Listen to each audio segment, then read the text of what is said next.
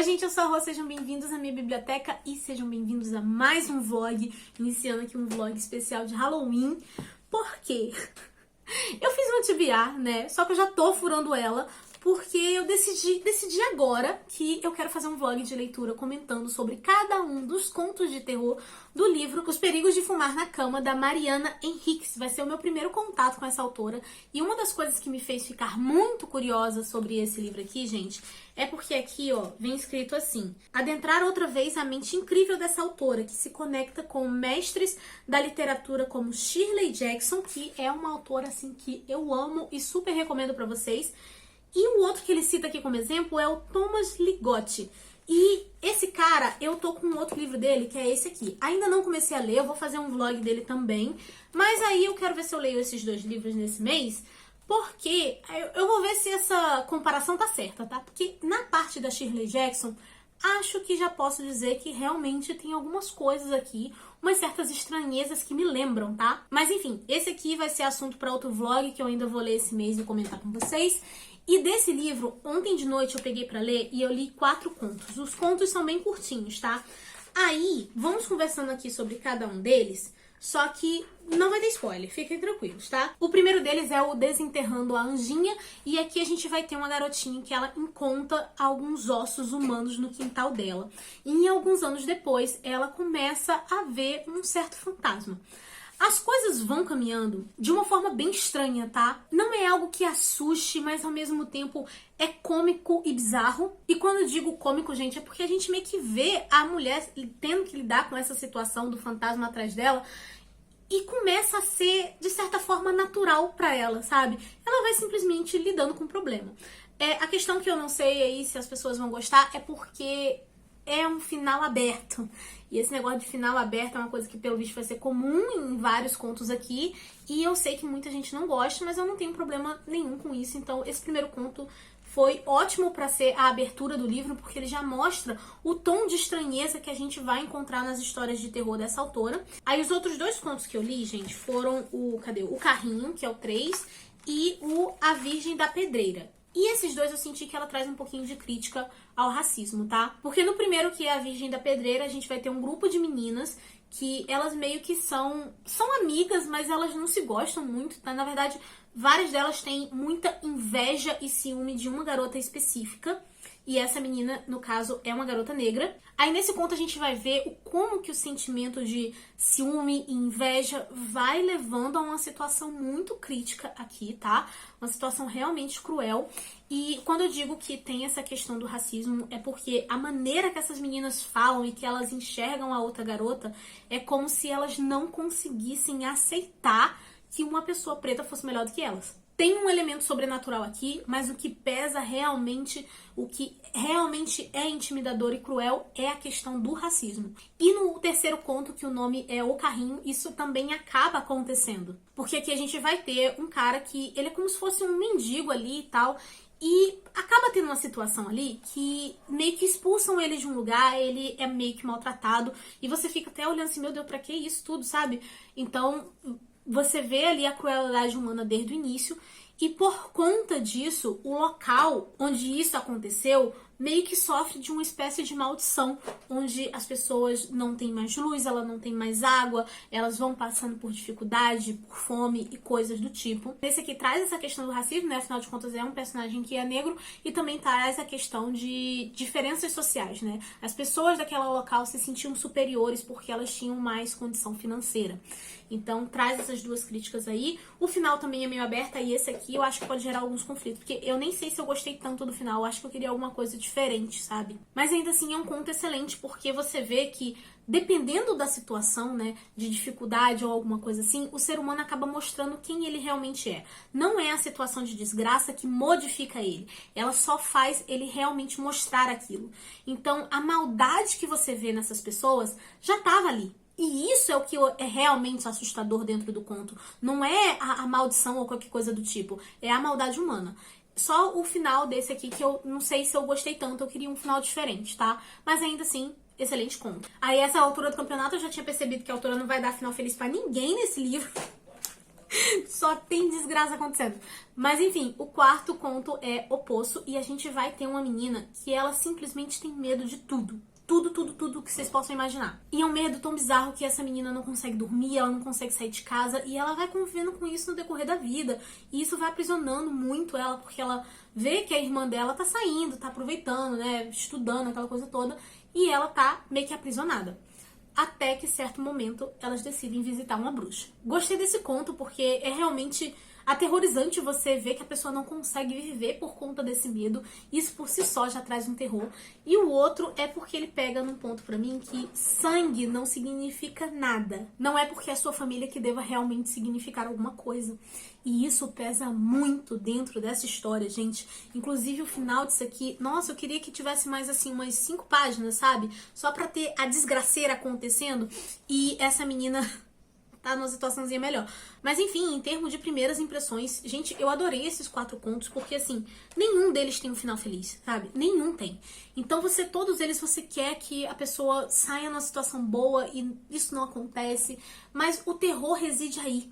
E ela consegue colocar, mesmo que sejam contos curtos, ela consegue colocar algumas críticas em termos de diferenças sociais, em termos de racismo. Vai ser rapidinho de ler, eu acho que eu não vou demorar muitos dias gravando esse vlog, porque o livro é relativamente pequeno e a escrita dela é muito fluida. Eu li esses 4 contos, assim, numa sentada, isso deu o quê? 54 páginas, e eu só não li mais porque, assim, já tava na hora de eu deitar, na hora de dormir, mas se eu quisesse mesmo, dava pra sentar e ficar. É só questão de eu ter tempo de sentar que eu consigo terminar esse vlog aqui rapidinho, tá? E a gente vai conversando sobre esses contos. Mas na primeira impressão, tô curtindo bastante, quero ver se eu leio um pouquinho mais desse livro mais tarde.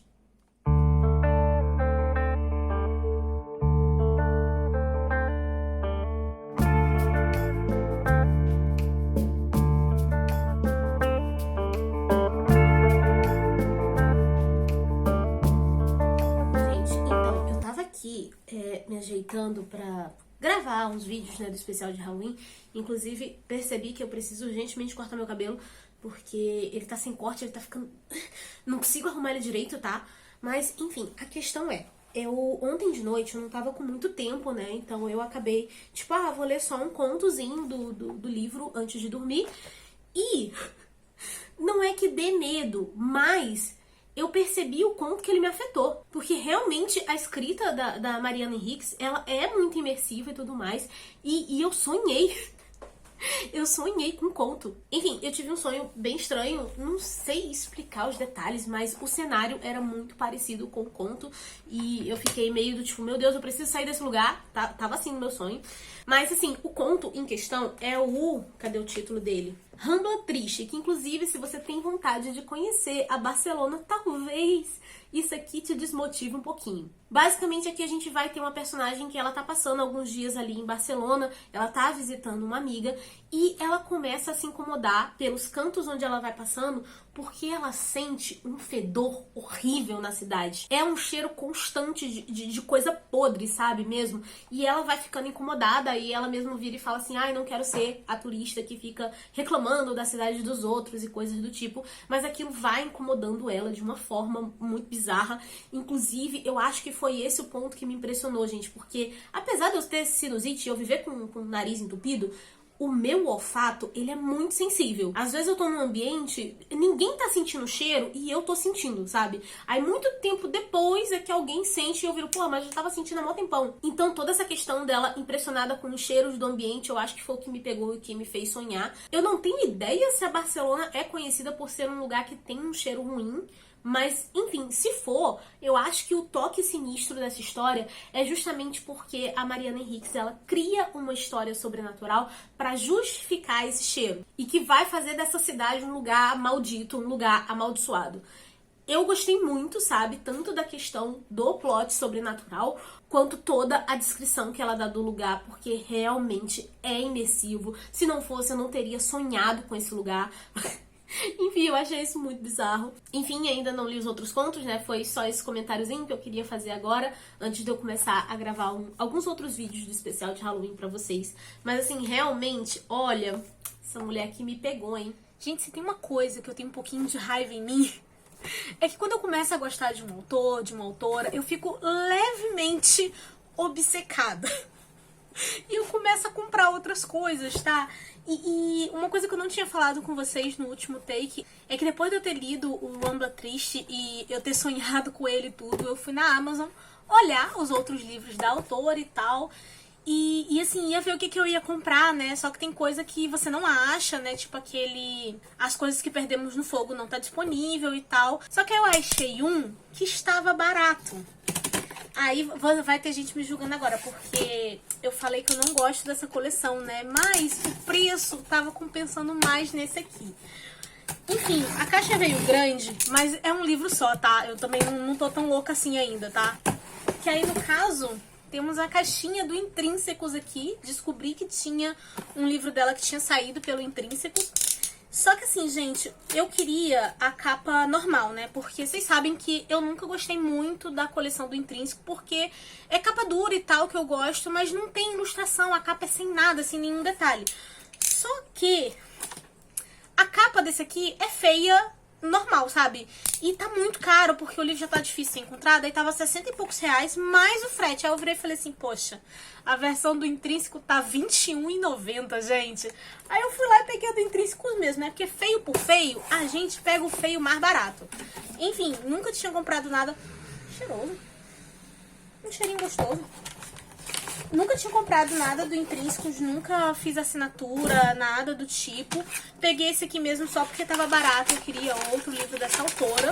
Que aí no caso... Ai, que bonitinho! Que isso?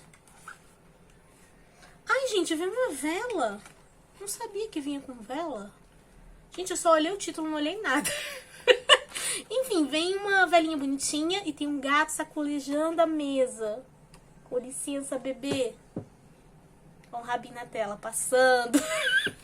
Ai, coitadinho. Aí, enfim, vem esses brindezinhos, essas coisas assim do Intrínseco. Nossa, ele é grande. Aquelas revistinhas e tal.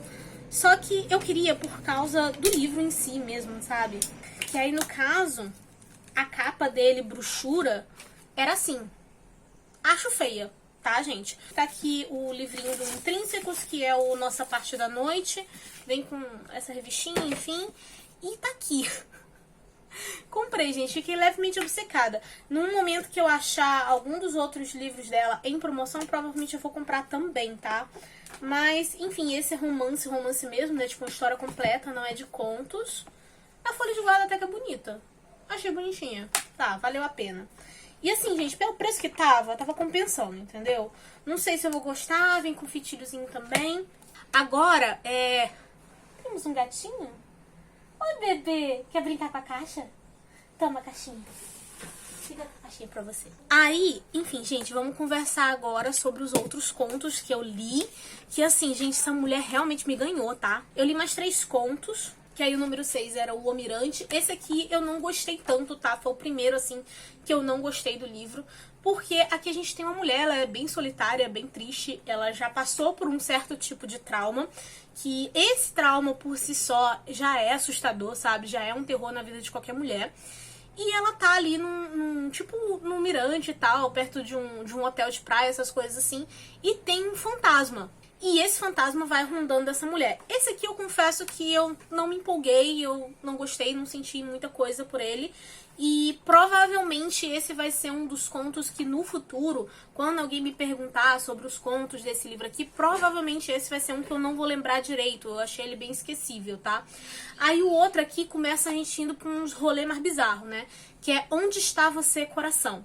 Esse aqui, no caso, é bem estranho, porque a gente vai ter uma garota que ela tem fetiche por homens com doenças cardíacas. Gente, não me pergunta, eu não faço a mínima ideia se isso existe, tá? Porque até quando eu fiz os cursos de sexologia forense, isso aí não apareceu na listagem que eu tava estudando, tá? Porque tem muita gente que acha que quando a gente pega a sexologia forense pra estudar, a gente estuda só questão de abuso, né, violência sexual, essas coisas assim. Mas não, gente, às vezes a gente tem que pegar algumas coisas relacionadas a fetiches e tal, porque isso entra na questão de anulação de casamento, tá? É bizarro, mas é assim. Enfim, voltando pro contexto aqui da história, a gente tem essa garota que ela tem esse fetiche estranho pra um cara, e meio que ela vai narrando as coisas que ela vai sentindo a gente vai vendo que ela passou a vida tentando entender o próprio fetiche dela. A gente vê como que ela conheceu especificamente esse cara. E o terror aqui, gente, além de já ser uma coisa mega bizarra, é mais no final, assim, nas últimas frases, tá? Porque entra naquela coisa de qual é o limite do fetiche das pessoas, tá? E eu sei que vai parecer muito bizarro pra quem lê esse conto aqui, mas, gente, por incrível que pareça, eu já vi casos, assim, que vai pro lado criminal mesmo, sabe? De fetiches de estranhos, e o pior de tudo era que as pessoas, né, as duas partes envolvidas ali, estavam consentindo. Então, esse conto pega bem essa linha, que eu acho que muita gente não vai gostar, porque só o rolê da menina já é estranho, tá? E o final dele se torna mais estranho ainda. Eu acho que as pessoas não vão curtir muito. Eu acho que quem vai pegar melhor esse conto é quem já tá acostumado a assistir aqueles vídeos de true crime, ou quem já estudou alguma sexologia forense e tal, porque aí não vai achar tão bizarro. Porque assim como nos outros contos, o bizarro e o estranho e o terror desse livro aqui nunca é o sobrenatural. Na verdade, é o próprio ser humano. Aí o último que eu li agora, né, foi Carne, que aí aqui no caso a gente vai ter um cara que ele era um cantor famoso. E aquela coisa, né, sabe, todo o cantor pop que muitas adolescentes gostam, então, é essa linha. O cara tinha realmente muitas fãs e ele acaba morrendo. E por conta dessa morte dele, tem duas garotas que eram muito fãs desse cara e elas resolvem meio que prestar uma homenagem bem bizarra pra ele. E o legal também desse conto é que vai tomando grandes proporções, né? Porque as pessoas descobrem e sai notícia, e os pais da garota se envolvem, tem polícia ali, tem tudo, sabe? Tem um certo caos. E no final do conto a gente entende o objetivo dessas meninas. E ele termina assim bem aberto mesmo. Mas eu gostei porque, em parte, eu sinto que é uma crítica ao fanatismo mesmo, tá, gente? E assim, gente, tudo bem você ser fã de algo, você gostar de algum autor, de alguma autora, um cantor, um artista de uma forma geral, sabe?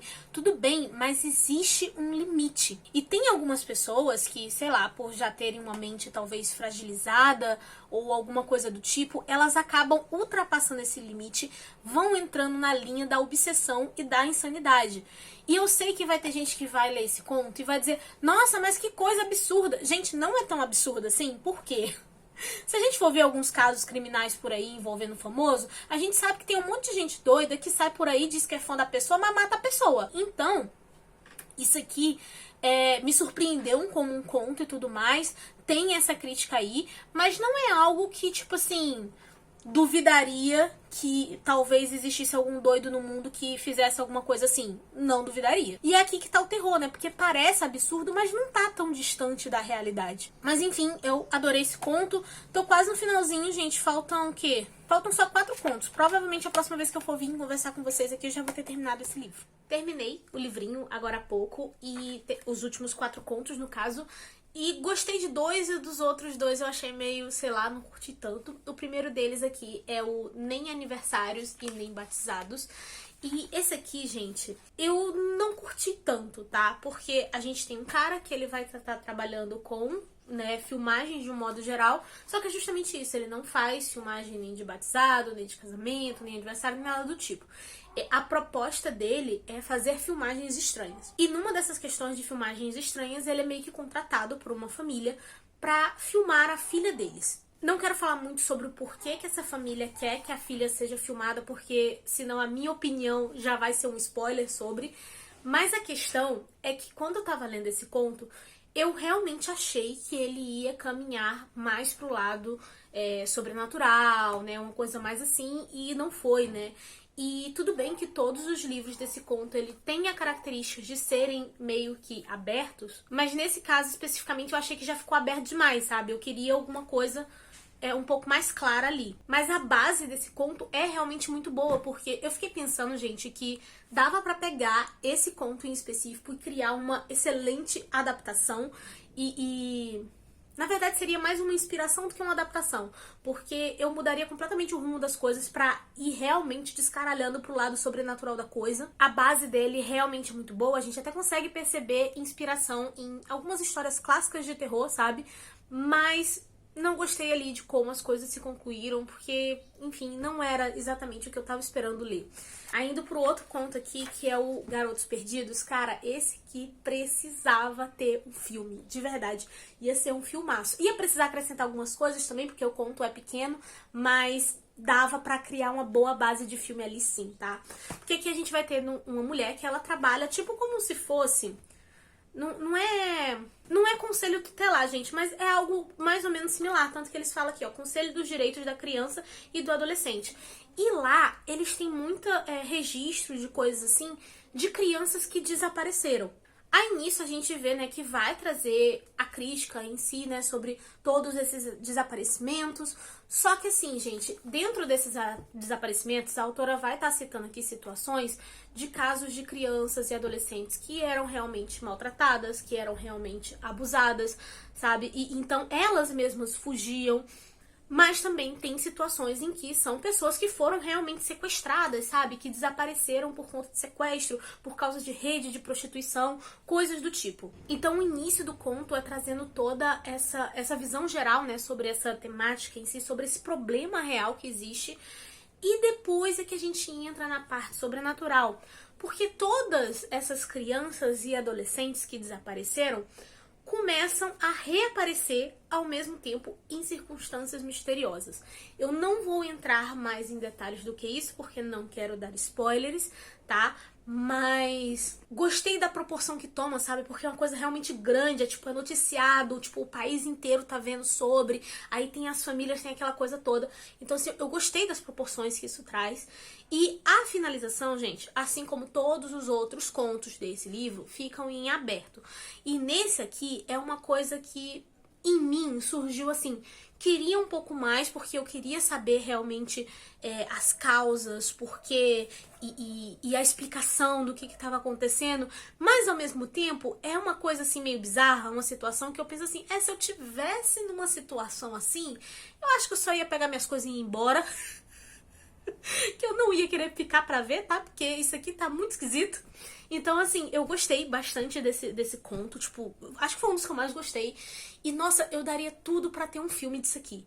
Tudo bem que fosse pra fazer um filme, ia ter que se acrescentar mais coisa, né? Ia ter que botar mais ou menos um final ali diferente. Mas, cara, é uma base excelente pra um filme. Valeria muito a pena ter. Gostei realmente desse conto. Aí, depois eu fiquei um pouco decepcionada, entre aspas, com o conto número 11, que é justamente o que dá título ao livro. E eu sempre espero, nesses livros de conto, que o que dá título ao livro tem que ser o melhor conto. E esse aqui, gente, sinceramente, eu acho que foi o pior. Eu realmente não gostei desse conto. Eu achei assim, tão, vago, tão, sei lá... Não gostei, sabe? E assim, de certa forma, ele é bem esquecível, né? Porque a gente vai ver uma mulher que ela tem a vida, assim, bem miserável, tá? Ela não tem nada de bom na vida dela, ela tá toda ferrada, lascada. A vida dela em si é bem deprimente, aí vai contando uma situação ali dela sozinha em casa, e pelo título, né, vocês já devem imaginar o que deve estar acontecendo. Mas assim... eu achei sem graça, tá? Não tem nada demais nesse aqui, realmente não gostei. Aí, por último, tem um conto aqui que eu achei muito interessante, que eu também curti, que foi o Quando Falávamos com os Mortos. E ele vai pegar a linha clássica do quê? Do tabuleiro de Ouija, gente. Da brincadeirinha do copo, tava faltando, tinha que ter um desse, sabe?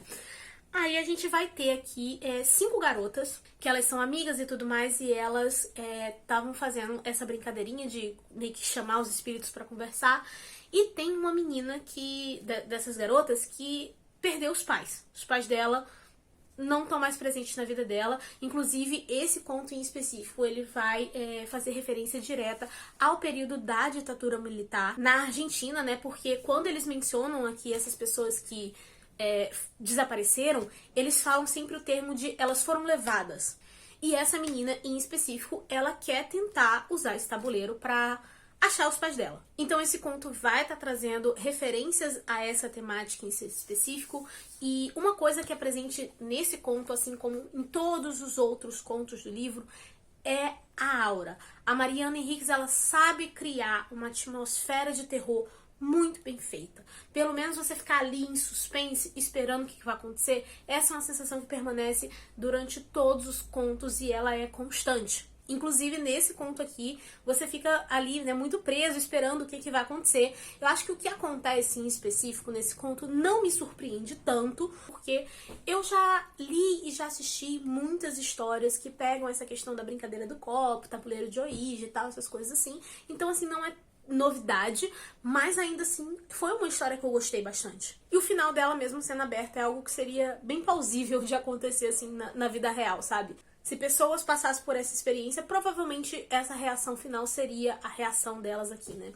Então, no geral, gente, esse foi um livro que eu gostei bastante, tá? Ele não vai ser 5 estrelas favoritos, porque, como eu falei, tem uns contozinhos que eu não gostei, né? Que no caso foram O Mirante, Os Perigos de Fumar na Cama, foram, assim, os dois que eu realmente não gostei. E tem esse aqui do Nem Aniversários e Nem Batizados, que eu criei uma certa expectativa no início do conto, e depois ele caminhou para um lado que eu não gostei. Mais de 12 tiveram 2,5 que eu não curti. Então, assim, pra mim, um excelente livro de contos, tá? É extremamente raro ter um livro de contos onde a gente ame todos os contos. Então, pra mim, tá muito mais do que acima da média. E bem, gente, esse era o vlog. Tá aí minha opinião completa sobre esse livrinho aqui. Caso você tenha se interessado, vai ter link de compra dele aqui embaixo, junto com alguns outros livros da autora também. Os que eu achar, tá? Porque tem um livro dela que, nossa, tá muito difícil. Mas agora eu quero saber de vocês, se vocês já leram essa autora, se já leram esse livro, o que vocês acham dela, qual dos outros livros dela vocês me recomendam também. Quero dar uma conferida em outras histórias, mas provavelmente, não sei se vai dar tempo esse ano ainda, porque, enfim, muitos projetos acontecendo, mas provavelmente o próximo dela que eu vou ler vai ser o Nossa Parte da Noite, que foi o que eu consegui comprar, né? E bem, gente, por hoje é isso. Eu espero que vocês tenham gostado do vlog. Então, antes de vocês saírem do vídeo, por favor, deixe um like pra ajudar na divulgação. Se inscreva se você não for inscrito. Eu vou ficando por aqui, a nossa conversa continua nos comentários e eu vejo vocês no próximo vídeo. Beijo e tchau!